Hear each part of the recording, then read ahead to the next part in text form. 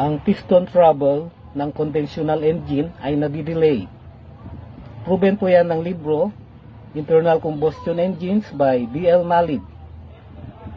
Sa page 437, piston positions in percentage of strokes. Degree from top dead center. So from top dead center to 10 degree turn ng crankshaft, ang piston travel ay 1%. From 10 to 20 degree turn ng crankshaft, ang piston travel ay 3.8%. Makikita natin dito, 3.8 minus 1% equals 2.8%. So, nung top dead center to 10 degree turn, 1%. Tapos dito sa 10 degree turn to 20 degree turn, naging 2.8% ang pag-travel ng piston.